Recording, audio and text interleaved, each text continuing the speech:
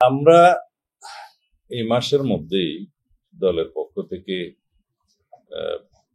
কম বেশি 200 নির্বাচনী এলাকায় একক প্রার্থীকে হয়তো আমরা গ্রিন সিগন্যাল দেব, সেই প্রক্রিয়ায় আছি আমরা শেষের দিকে, যাতে করে নির্বাচনী মাঠে একক প্রার্থী হিসাবে তারা কাজ করতে পারে।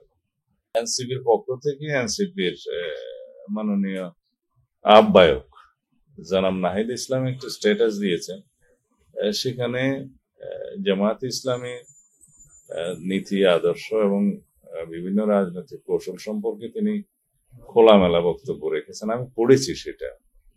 তাতে করে বাংলাদেশ জামায়াত ইসলামের পক্ষ থেকেও কিছু প্রতিক্রিয়া দেখানো হয়েছে। এটা রাজনীতিতে গণতান্ত্রিক চর্চা। তারা কোনো প্রশ্নের উদ্রেক হলে তাদেরকে যদি রাজনৈতিকভাবে প্রশ্নবিদ্ধ করা হয়, তারা জবাব দিয়েছে। আমাদের সাথে সেরকম কোনো কিছু হয়নি।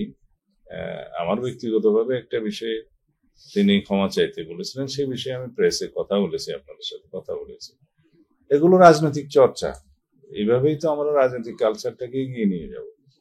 তার সাথে আমাদের পক্ষ হওয়া বা বিপক্ষ হওয়ার কোনো বিষয় নেই। আমরা তো বলেছি আমরা একটা বৃহৎ জোট গঠনের প্রক্রিয়ায় আছি নির্বাচনকে কেন্দ্র করে। যুগপথের সঙ্গী, তার বাইরে অন্যান্য রাজনৈতিক শক্তি, ফ্যাসিবাদ বিরোধী গণতান্ত্রিক আন্দোলনে যারা অবদান রেখেছেন এবং বেশ কয়েকটি ইসলামিক দল, তাদের সবার সাথে আমাদের আলোচনা হচ্ছে। শেষ পর্যন্ত জোট কোন জায়গায় গিয়ে দাঁড়ায় সেটা দেখার জন্য আপনাদের আরো অপেক্ষা করতে হবে।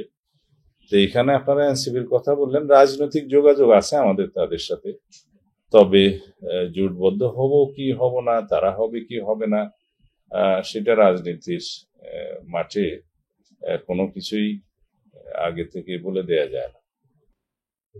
আসন নিয়ে তাদের সাথে কোনো আলোচনা না, বললাম আমাদের সাথে তাদের রাজনৈতিক যোগাযোগ আছে।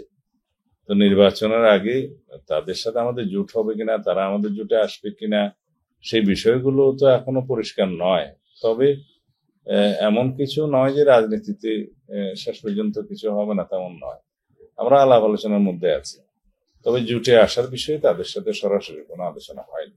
আমরা আশা করছি দেশশিল্পী বেগম খালেদা জিয়া শারীরিক অবস্থা বিবেচনায় তিনি নিজে সিদ্ধান্ত নেবেন নির্বাচন করবেন কিনা। আমরা তো চাই তিনি নির্বাচনে অংশগ্রহণ করুন। আর দলের মাননীয় ভারপ্রাপ্ত চেয়ারম্যান তো অবশ্যই নির্বাচন করবেন, তিনি তো সেটা সাক্ষাৎকারে বলেই দিয়েছেন। আসন পরে নির্ধারিত হবে, বাংলাদেশের যে কোনো আসন থেকে তিনি নির্বাচন করতে পারবেন। আমাদের দলের মাননীয় ভারপ্রাপ্ত চেয়ারম্যান খুব শিগগিরই দেশে প্রত্যাবর্তন,